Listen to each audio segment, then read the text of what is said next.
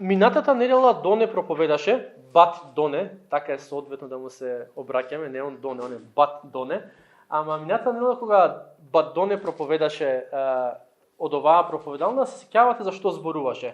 Дела глава 2. И браво за вие што си ја завршивте домашната која што Доне ви ја даде.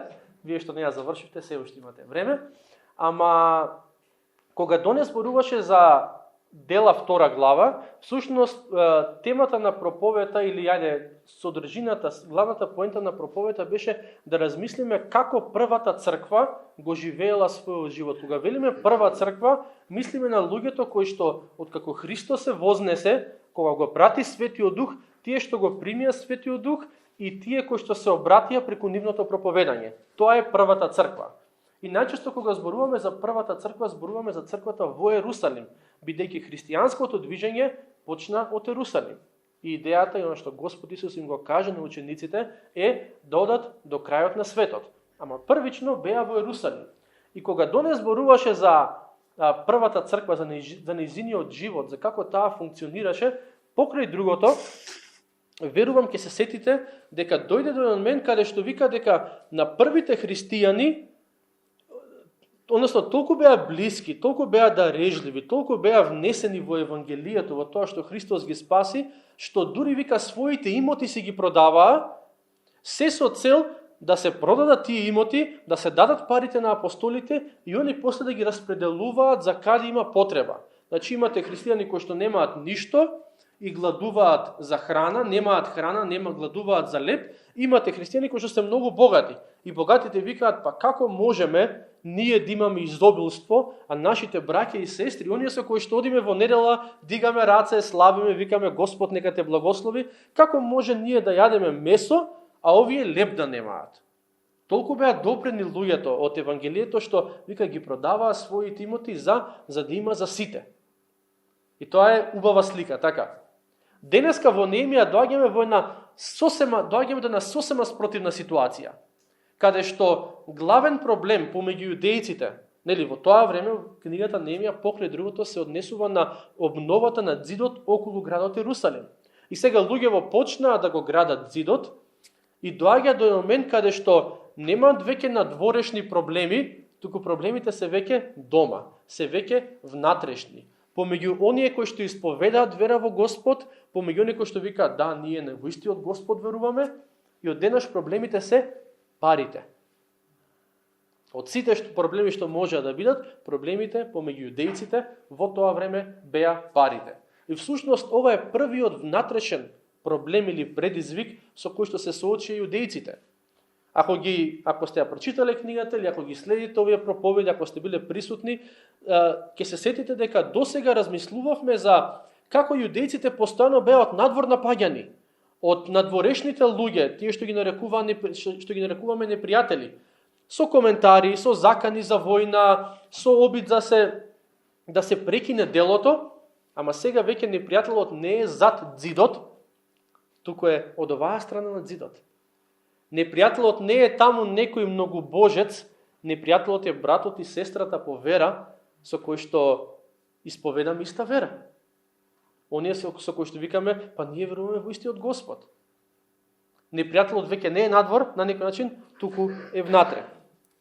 Досега луѓето, јудејците работеа заедно, беа подготвени да се борат заедно ако треба, ама сега борбата е помеѓу нив.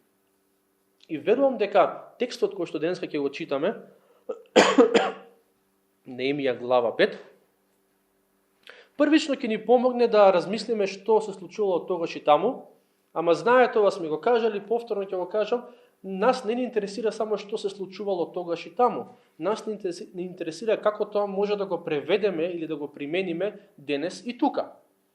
И црквата на која што припаѓаме, каде што Бог не поставил, и семејствата во кои што припаѓаме, неминовно кога тогаш ќе се соочат со внатрешни предизвици, со внатрешни проблеми. Некои луѓе бараат совршени цркви и такви цркви не постојат. Ако мислите дека во оваа црква нема недоразбирање и притисоци и проблеми, да ве разочарам уште од сега. Ги има. Може би не сте се нашли во таква ситуација да го видите тоа или не сте доволно долго во црквата. Ама во црквата има предизвици, има проблеми, има притисоци. Не го кажувам ова за да речеме, па сите сме грешни и ќе се однесувам како сакам, па јас да бидам извор на тие проблеми. Повикани сме на одговорно однесување. Ама бидејќи сме јас и ти во црквата ќе има проблеми. Ќе има недоразбирања. Во семејството ќе има проблеми, ќе има недоразбирања. Прашањето е дали ќе дозволиме тие проблеми и тие недоразбирања и тие кризи да не разделат или пак да ја зајакнат таа заедница. Било да е мала заедница како семејство или да е поголема заедница како што е црквата. Значи, проблемите имаат потенцијал или да растурат нешто или да зајакнат нешто.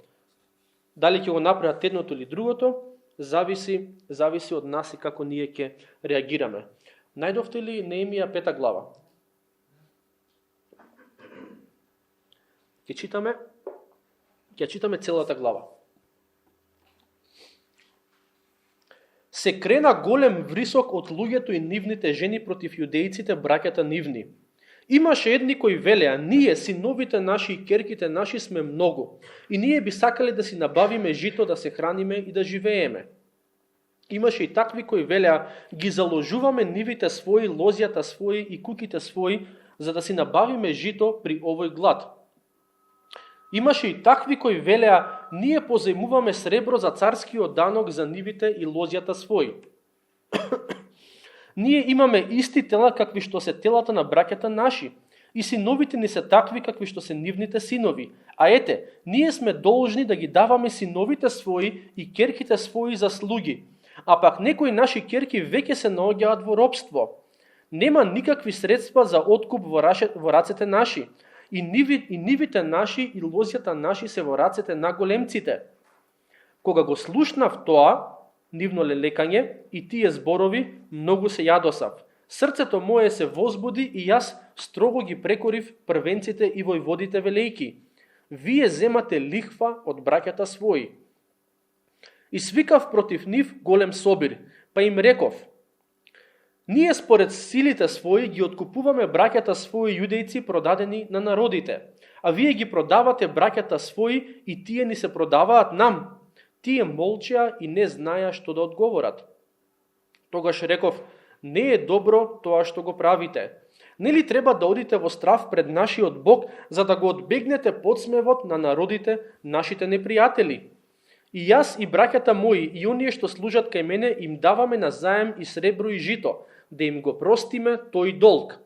Вратете им ги уште денес нивите нивни, лозјата нивни и маслиновите градини нивни, и кугите нивни, и лихвата од среброто, житото, виното и маслото што сте го зеле од нив. А тие одговорија, ќе го вратиме и нема ништо да бараме од нив, ќе направиме така како што велиш. Тогаш ги повикав свештениците и им заповедав да се заколнат дека ќе направат така. Па ја истресов облеката своја и реков, така да го истресе Бог, секој човек што нема да го одржи тој збор од домот негов, од имотот негов, и така да биде во него истресено и празно се. И целото собрание рече амин и го прославија Бога и народот го одржа тој збор. Од тој ден кога бев назначен за нивен управител во јудејската земја, од 20-та година до 32-та година од владењето на царот Артаксеркс, во текот на 12 години јас и браќата мои никогаш не ги собиравме даноците за управителот. А поранешните управители што беа пред мене го оптоваруваа народот и земаа од него жито и вино, освен 40 шекели сребро. Дури и слугите нивни владеја над народот, но јас не правев така поради страв Божи.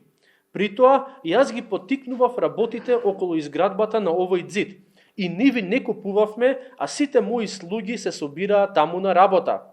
Кај мене на трпезата имаше по 150 души јудејци и началници, покрај оние што доаѓаа кај нас од околните народи.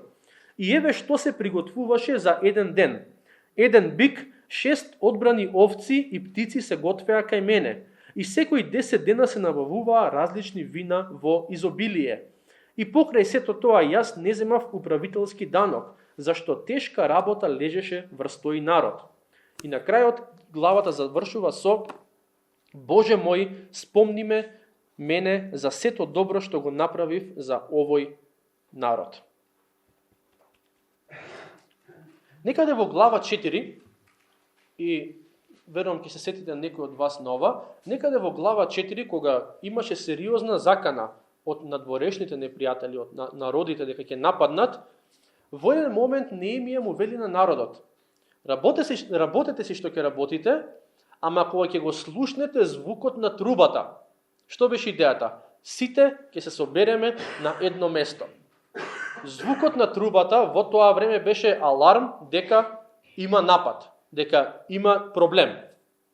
Тоа е глава 4. Тоа е ако дојде до тоа, сите на едно место.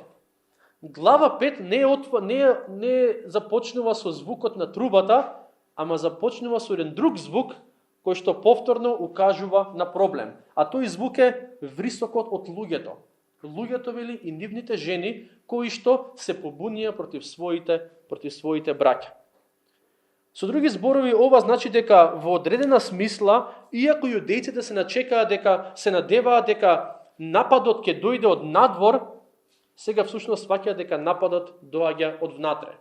И тука се спомнати 4 групи на луѓе во овој проблем. Првите луѓе се оние за кои што читавме во вториот стих, вика: ние имаме синови, имаме ќерки, би сакале да се набавиме жито, храна, да јадеме. Станува збор за луѓе кои што немаа пари, ама треба да јадат, така. Вторите се оние кои што викаат: ние имаме земја, ама ја дадовме хипотека затоа што ни требаа пари на заем. И сега немаме што да обработуваме и повторно имаме проблем со пари. Немаме од каде да снабдиме храна. Зошто? Бидејќи нашите ниви, тоа што го имаме лозјата, ги дадовме на богаташите. Богаташите рекоа: во ред, еве ти кредит, еве ти пари на заем, ама ако не ми ги врати за месец дена, за 2 месеци, нивата твоја е веќе моја. И човек има потреба, вика: во ред, не е проблем. Поминуваат месец-два, не може да ги врати парите. И тој што му ги дал парите вика: договор си е договор. Твојата нива е веќе моја. И човекот нема што да обработува, нема од кај да јаде. И третите луѓе се оние кои што го земаа заем за да го платат данокот на царот. Со други зборови, нема пари да платат данок, земаа на заем и сега должат пари. Некои од нив викаат: и ќерките наши веќе отидоа да бидат робови. Во тоа време, еве како функционирале нештата. Го земаш долгот, немаш што да дадеш, немаш ни куќа, немаш ни нива можеби, тој на кој што му должиш, ти го зема детето. Човек кој што исповеда вера во Господ, и ти си верник и он е верник, не му е гајле. Битно ти имаш долг према него, он ќе ти го земе детето и си вика: што да правам сега со ова дете, мене не ми треба, ќе го земе, ќе го продаде, за да си ги врати парите што му ги должи должникот. И четвртата група на луѓе кои што се спомнуваат овдека се тие виновниците кои што беа богати луѓе и не им беше воопшто проблем да се богатат уште повеќе на грбот на народот и не им беше воопшто проблем да ги земаат децата од своите браќа јудејци, да ги продаваат на други народи само да си го вратат долгот. Некои луѓе беа без храна, некои луѓе беа без имоти, без куќи и некои луѓе останаа и без деца. Проблемот кој што го гледаме во Библијата, во целото светописмо, не е дека некои луѓе се богати, а некои се сиромашни. Верували или не, тоа не е главниот проблем со кој што се бави Библијата. Тоа е Карл Маркс. Марксизмот се бави со тој проблем. Дека сите треба да имаат подеднакво, не треба да има многу богати, многу сиромашни, ќе го распределиме богатството на сите да имаат исто. Библијата не се бави со тој проблем. Во Библијата не се поделени луѓето на богати и лоши и сиромашни и добри. Може да биде богат и добар и сиромав и лош да биде. Нашиот народ вика: ем гол, ем зол. Има една таква изрека, сеќавате? Ем нема, ем повторно е лош. Во Библијата имате богати луѓе. Аврам денеска ќе беше доста добар бизнисмен во денешниот контекст каде што живееме. Добар, успешен и поважен бизнисмен. Јов уште повеќе неверојатно. Филемон исто. И да не ги редам други примери. Библијата не ги дели луѓето на богати и лоши, сиромашни и добри, или главната поделба е на тие две категории. Не, туку на побожни и на безбожни. И тука не доаѓаме до, затоа што Неемија е богат и побожен во оваа ситуација, предпоставам, забележавте ако неки ги обработуваме тие стихови. Богат и побожен. Овие кои што го прават проблемот се богати луѓе, ама да исповедаат вера во Господ. И мислам дека можеби во нашето општество тоа е еден од најголемите проблеми. Луѓе кои што исповедаат вера во Господ, ќе се крстат и ќе донираат при изградба на цркви и ќе бидат филантропи и така натаму, ама таа вера не се покажува на дело. Овие луѓе во овој случај исповедаа вера во Господ, ама воопшто не им беше грижа за нивните ближни, за нивните браќа. И тоа Библијата го нарекува малтене безбожништво. Кога важен ми е Бог, и да, јас многу си го почитувам Бог, ама ближниот, што да правам? Не, Библијата ги врзува тие две заедно. Или го сакаме Бог и го сакаме ближниот, или не го сакаме Бог. Се сведува на исповед. И тоа е проблемот во оваа ситуација. Дека богатите се повеќе се богатеа на грбот на сиромашните и не им беше важно што нивните браќа страдаат. И додека сме тука на земјата, ова е внатрешен притисок помеѓу јудејците, внатрешен проблем. Додека сме тука на земјата, внатрешни притисоци, внатрешни проблеми ќе има секако. Во семејствата, во црквата, тоа е неизбежно. Можеби и најверојатно нема да бидат од иста природа, како што беше во оваа ситуација. Ама ќе ги има. И она што е многу важно, е како ние всушност ќе реагираме. Како ќе реагираме на тие ситуации? А тие проблеми, тие притисоци кои што ги има и во црквата, и во христијанските семејства, секој пат коренот го влечат од човековиот греф. Тука станува збор за себичност. Дека богатите не им беше проблем да се богатат уште повеќе на грбот на сиромашните. Во суштина е алчноста. Помеѓу нас можеби нема да биде алчноста, можеби ќе биде непростувањето, можеби ќе биде некој пат зависта, можеби ќе биде инатот, можеби ќе биде тврдоглавоста. Ама нешто ќе има некој корен, кој што ќе биде, како што се вели Светото писмо, горчлив корен. Кој што ќе ги раздвижи малце нештата и во семејствата и во црквата на неубав начин. И сега како Неемија реагира на цела оваа ситуација? Од нашата реакција и решенијата кои што ги носиме при такви ситуации, ќе зависи дали тие проблеми, дали тие кризи ќе водат кон продлабочување на проблемот или пак ќе водат кон решавање на проблемот. И Неемија тука гледаме дека реагира со вика прво кога го слушнав нивното лелекање и тие зборови, многу се јадосав. И сега тука зборот хараш, што е на еврејски, кој што е преведен како многу се јадосав, може да се преведе, можеби побуквално е горев од бес, горев од гнев. Најсликовит опис на горев од бес или горев од гнев е, ако сте ги гледале Том и Џери цртаните, нели кога Том и Џери ќе некој пат кога има нека ситуација, Џери ќе го изнервира толку многу Том што му излегува пареа од ушите и главата му е целата црвена. Тоа ако имаше цртан за Неемија, мислам дека најсоодветно ќе беше така да го нацртаат. Како некој кој што му излегува паре од ушите и му црвена му е главата, зошто? Не затоа што некој него лично му сгрешил, туку затоа што оние кои што го исповедаат Господовото име не се однесуваат согласно нивната исповед. Горев од гнев. И еден пастор во неговиот коментар на оваа книга и конкретно на овој настан вели дека кога се соочуваме со кризи и проблеми во животот, имаме три опции генерално гледано. На три начини можеме да реагираме. Првото е да размислуваме и да не реагираме. Второто е да не размислуваме и да реагираме. И третото е да размислиме и да реагираме. И тука го гледаме Неемија како се одлучува за третата опција во вашите преводи, кои што во контекст на стих 7 се поточни, тука вели срцето мое се возбуди. Во вашите преводи се вели дека Неемија размисли. Размисли и после тоа отиде да разговара со тие луѓе.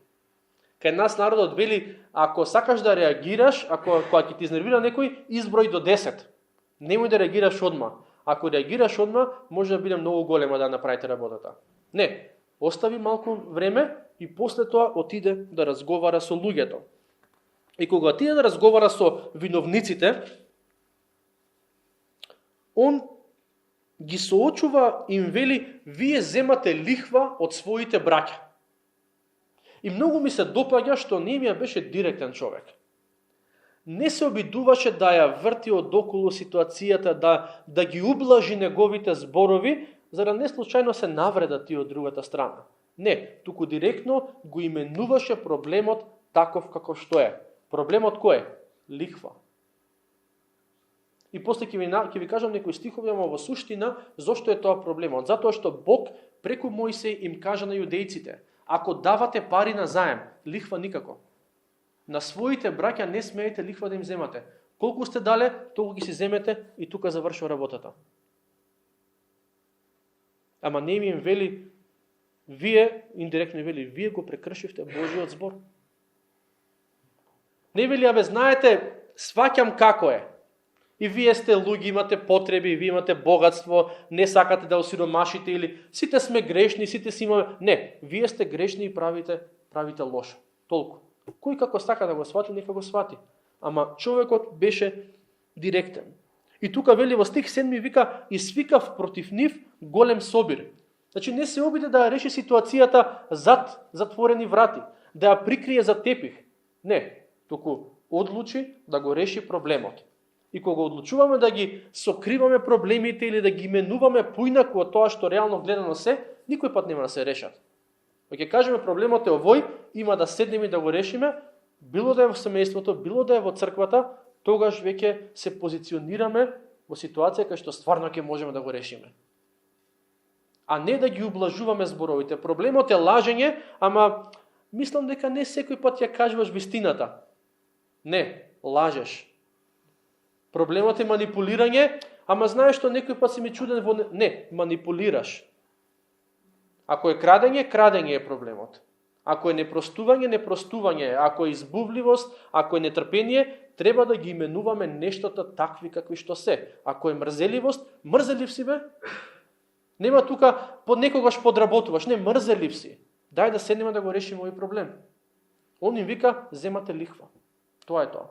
Па вие ако сакате налутете се, ако не сакате, како сакате сватете ме, ама тоа е во суштината. И на тој голем собир, вика не свикав собир за нив, вика свикав собир против нив. Веќе беше јасно дека на овој собир на пик ќе бидат ставени големците, ќе бидат ставени богаташите. Не затоа што се богати, туку затоа што немаат сочувство кон своите браќа. И на тој јавен собир, 9 стих, Неемија го започнува не со добре дојдовте, мило ми е што сте сите тука, туку не е добро ова што го правите. Повторно, не им се плаши. Знаете, големците во тоа време, богаташите, ако се одлучили, ако се обединеа да го бойкотираат процесот на обнова на зидот, можеа тоа да го направат. Овие се највлијателните луѓе во Јерусалим во тоа време. Ама Неемија не им се плаши. Вика, тоа што го правите не е добро. Свикам, како ќе беше ако Неемија беше проповедник во нашава црква? Човек без влахна на јазикот. Со љубов ги кажува работите, ама ги кажува такви какви што се. Не ги овиткува за да бидат прифатливи. Еве го проблемот. Не е добро тоа што го правите. Човекот што ќе те погледне и ќе рече, тоа и тоа што го правиш не е во ред. Не знам дали ќе не се допаѓаше како проповедник Неемија. Ние сакаме луѓето да не ни се бешаат многу во нашите животи. Он нека си го гледа проповедникот неговиот живот, нека си го гледа мојот живот. Што има сега од мене да ми кажува, што да правам со моите пари? Во суштина Неемија им кажува што да прават со нивните пари. Ама он знаеше дека тие треба да ја знаат вистината. И целта на овој состанок не беше само Неемија да зборува за проблемот, туку и да се даде решение.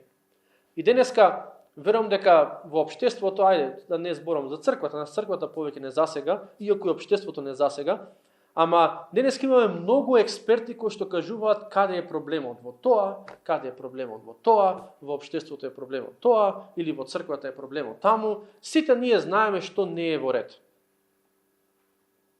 Она што нас денеска ни треба е луѓе кои што ќе кажат ова не е во ред, ама е да видиме како да го решиме. Да го решиме сите заедно, бидејќи Неемија кога зборуваше за решението, самиот се вметна во решението.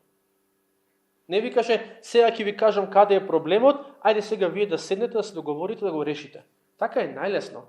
Или јас само ќе кажам каде е проблемот, а другите нека мислат како ќе го решат. Он дава решение. И решението негово беше доста едноставно. Ајде да ги простиме сите долгови. Без разлика кој на кого колку му должи. Ајде да ги простиме сите долгови. И зашто велам дека Неемија се стави себе си во решението? Самиот тој во 10 стих вели: и јас и браќата мои и оние што служат кај мене им даваме на заем и сребро и жито, да им го простиме тој долг. Значи Неемија беше еден од оние кои што даваа заеми во сребро и во жито. И он вели, знаете што? Ајде да почнеме од нула. Вас ви должат, мене ми должат, на многу луѓе им должат, ама луѓе во имат потреба. Се повеќе и повеќе тонат во долгови. Ајде да простиме, ајде да почнеме од нула и така да го градиме меѓусебниот однос. Врз основа на што? Врз основа на простување. Врз основа на милост. И ако не научиме да простиме, и ако не научиме да имаме милост кон другиот, нит ќе се снајдеме во семејството, нит ќе се снајдеме во црквата. И ако другиот не научи да ни прости и да има милост кон нас, повторно не можеме да градиме меѓусебни односи. Ама ова што Неемија го дава како предлог не е измислување на топла вода. Не е некое решение кое што Неемија дошло некое кој знае какво откровение. Она што го прави е всушност дава решение кое што е засновано на Божиот збор, на писмото. Затоа што тука имам запишано во книга Левитска. Тоа ви е една од 5 Мојсееви книги. Третата Мојсеева книга е всушност во книга Левитска, глава 25, стихови 8 до 22. Ако сакате отворете, добро да си го проверите, значи Левитска 25, 8 до 22. Господ преку Мојсеј дава еден концепт кој што е наречен проштална година. И таа проштална година во суштина е следново. На секои 50 години во Израел се што е земено треба да се врати на првиот собственик. Дали он го вратил долгот или не е воопшто важно.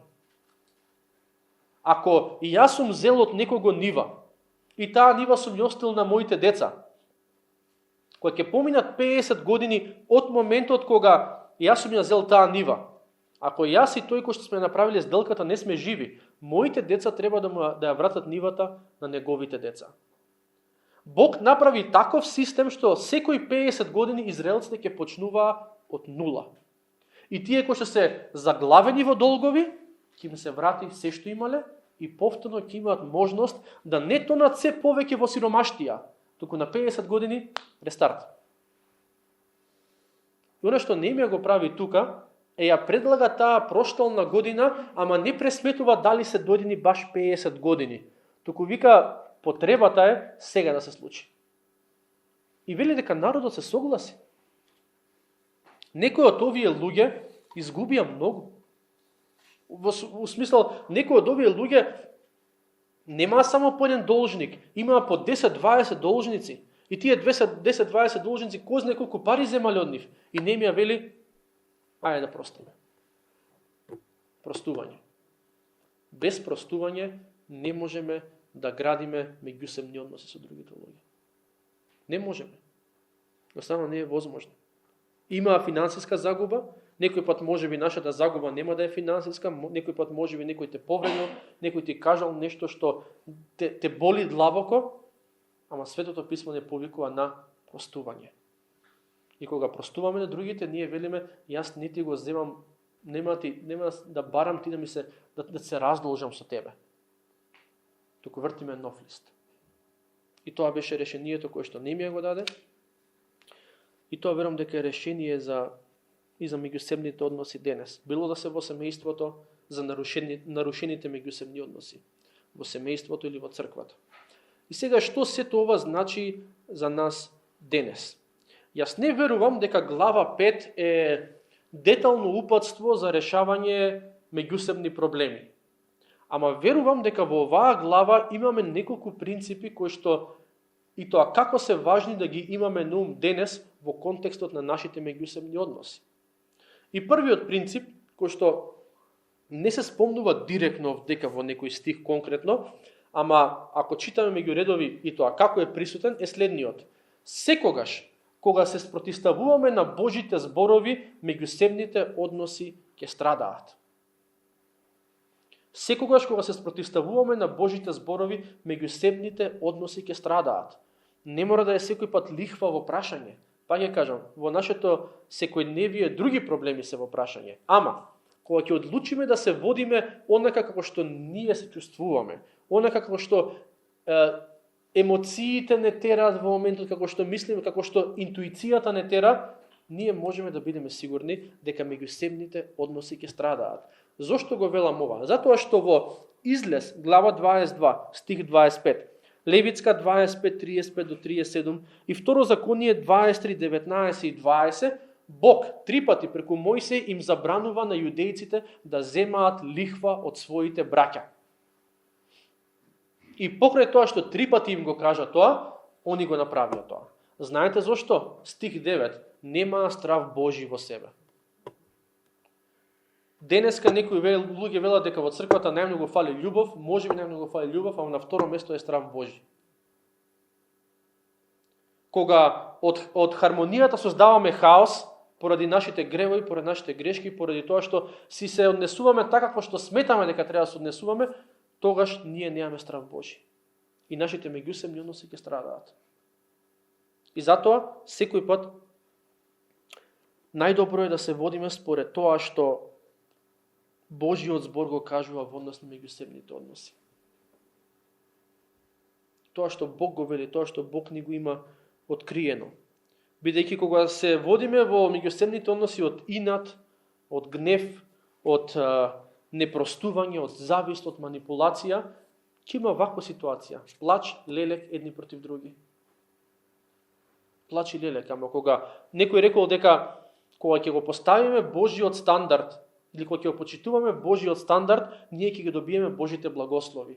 Оваа книга, оваа глава не започнува со благослов. Започнува со нешто што се нарекува проклетство.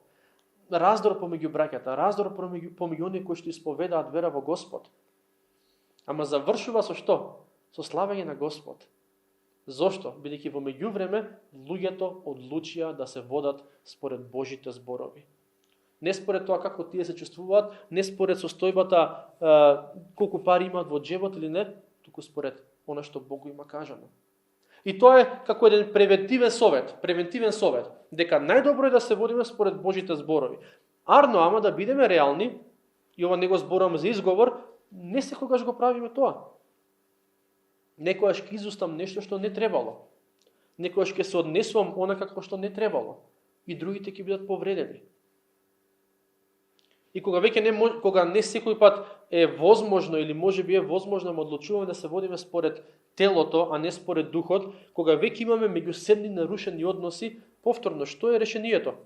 Пак ќе се вратиме кај Божиот збор. Решението на Неемија е враќање на Божиот збор. Не он сега седна и како добар економист даде добро решение. Не, ајде да се вратиме на тоа што Библијата го вели. Ако Библијата вели прости. Овие луѓе може да речат, ама чекај Неемија, знаеш ли ти мене, овој Елисеј мене колку пари ми должи? Не, туку сите го прифатија тоа решение. И тоа решение, интересно е што беше добро за сите. Решението кое што Неемија го даде беше добро за сите.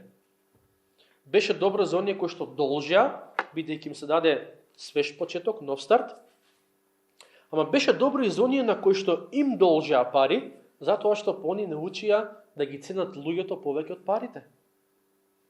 Кога ќе се вратиме на Божиот збор како решение, јас верувам дека тоа ќе биде оно што го велат win-win ситуација, дека сите добиваат. Имате конфликт. Ако Божиот збор вели прости, а вели прости, од тоа има полза и тој кој што простил, и тој кој што се кае за оно што го направил. Двајцата учат да му бидат послушни на Бог. Кога Божиот збор ќе биде основата, тогаш сите се во придобивка. А денес, ако отидете по книжарници, и ако земете да гледате какви се книги се продаваат, секакви книги се продаваат, ама дел од оние книги што ги имаме денеска достапни се совети како ти да градиш подобри меѓусебни односи. И са можеби во некои од тие книги има некои добри совети, не викам дека не ги омаловажувам, ама нас ни е дадена Библијата. И подобра книга за градење добри меѓусебни односи, јас ви гарантирам дека нема да најдете. Ние може да читаме за психолошки трикови, вака постави си, онака постави си, така кажи, така направи, ама доволно да знаеме, сакајте се едни со други, служете се едни на други и простувајте се едни на други. Тие три работи, ако ги знаеш, не ти треба ни една книга да те учи како да градиш добри односи. Ја знаеш суштината. Стакаш луѓето, им служиш, им простуваш. Тоа е доволно. И може би забележавте, верувам дека некој од вас забележавте, книга 1 почнува со стих 1 од глава 5 почнува со голем вресок, со плачење, со лелекање помеѓу јудејците, а во стих 13 вика народот го прослави Бога. Вресок, плачење, едни против други се вртат, во после некое време народот го прослави Бога. Што се случи измеѓу? Народот го послуша Бога. И јас искрено верувам дека кога ќе одлучиме нашите семејства и нашата црква да ги водиме според тоа што Бог го има кажано, таму каде што имало плач, ќе има славење. Таму каде што имало тага и повреда, ќе има исцеление и ќе има радост. Тоа е сведоштвото на оваа глава. Јас верувам дека тоа може да биде и нашето сведоштво. Ама оваа глава не соочува со уште едно важно прашање, а тоа е поврзано со, и ова е тешка тема за зборување од црквата, парите. Како гледаме на парите кои што ги имаме во животот? И тие што ги имаме, и тие што ги немаме. Ама како гледаме на парите во животот? Велики не можеме да го избегнеме тој момент. Јудејците, овие богаташите, големците, не сите, верувам добар дел од нив, се чини дека ги сакаа парите, а ги користеа луѓето. Сега, Светото писмо не учи на обратен пристап. Ги сакам луѓето, а ги користам парите. Со други зборови, луѓето се секогаш поважни од парите. И знаете, ова е сосема друга, мислам, не е друга тема, ама може многу повеќе се зборува нова. Начинот на кој што верникот гледа на парите, во голема мера му е открива духовната состојба, состојбата на неговото здравје, духовно здравје. Некој пат паричникот зборува многу повеќе од устата. Како ги гледаме парите? И Светото писмо, и ова на некои луѓе може не им се допаѓа, на егејци не им се допаѓа, ама Светото писмо вели дека твоите пари не се само твои. Ако си верник, ако си сериозен верник, ако стварно исповедаш вера во Господ Исус Христос, твоите пари се твои, ама не се само твои. Со други зборови, тие првично се Божи и повикот е да ги ползуваш онака како што Господ сака да ги ползуваш. А ќе ти кажам уште од сега дека дел од Божиот план за твоите пари е дарежливоста.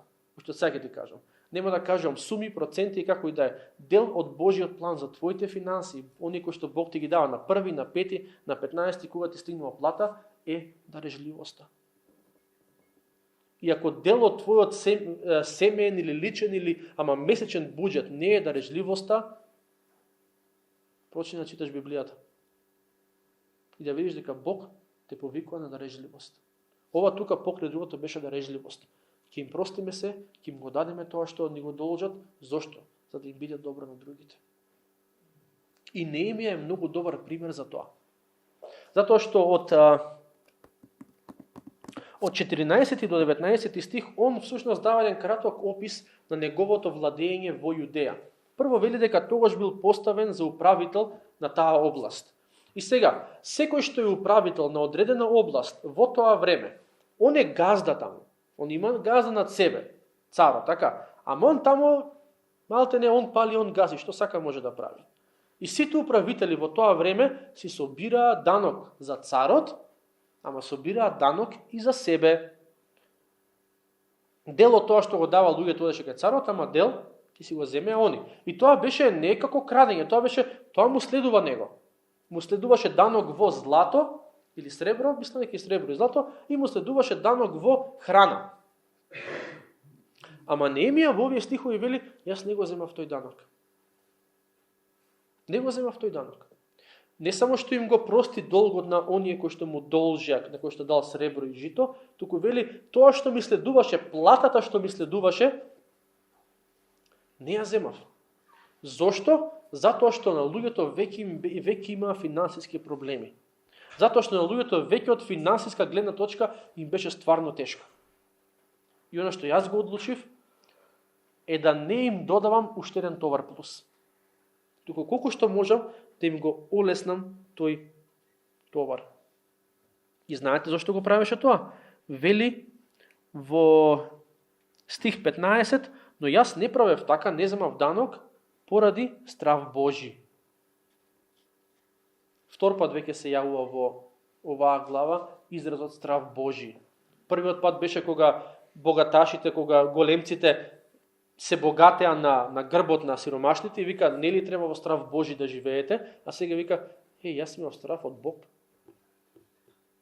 Не е страв од Бог како што само Господ може да ми суди, јас само на Господ му се плашам, тие се изјави кои што ќе ги слушнете од народ. Страв Божи се покажува на дело. И он вели, јас не му ставав по големи товари на народот. И тука Неемија дава личен пример за тоа што го зборува. Едно е он да ги собереше големците во тоа време, тие кои што ги земаа нивите од сиромашните и нивните деца, и да речеше, вие мора да простите, вие мора да давате, мора да бидете дарежливи.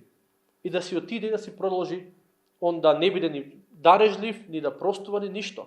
Ама он вели, јас го повикав народот на нешто, на одредено дејство, и на дело го покажав тоа дејство. Знаете, ако сакаме луѓето да не слушаат, не можеме само да им проповедаме, да ги поучуваме и да им зборуваме. Мора на дело да го покажеме тоа. Ако сакаме децата да не слушаат, мора на дело да им покажеме пример на децата. Ако сакаме ближните да не слушаат, мора на дело да им покажеме пример.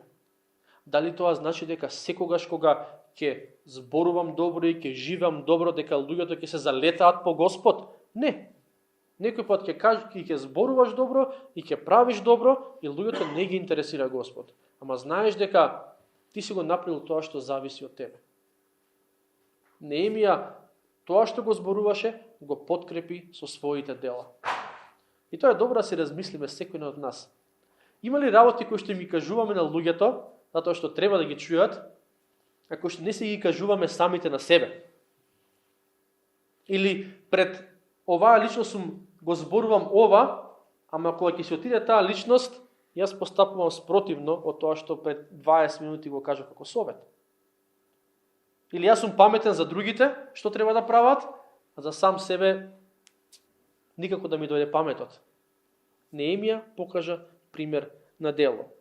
И Свети Климен Охридски има напишано: или не поучувај, или поучувај со својот живот. Инаку со зборовите ќе ги повикуваш луѓето, а со делата ќе ги бркаш. Има ли луѓе во нашите животи кои што ги повикуваме со зборовите, ама со делата ги бркаме? Конфликти, проблеми, притисоци. Ги имало, ги има и ќе ги има. И помеѓу христијаните во црквата, помеѓу христијаните во семејствата, помеѓу христијаните и нехристијаните исто во семејствата и во меѓусебните односи. И верувам дека оваа глава не потикнува да ги решаваме тие ситуации на начин кој што му е на Бог угоден. А првично, што значи на Бог угоден начин? Да се адресира тоа што се случува, да се каже проблемот. Неемија можеше да им ќути на овие богаташите, на големците и да рече, ајде да не се налутат. Некој пат или во семејството, или во црквата ќе речеме, ама ако му кажам или ако и кажам, ја ако се налути, не е твоја одговорност дали ќе се налути другиот. Твојата одговорност е да зборуваш вистината во љубов, толку. Како другиот ќе реагира, тоа зависи од духовната состојба на другата личност. Ама кога ќе има нешто, кога ќе има некој греф, наше е да зборуваме за тоа.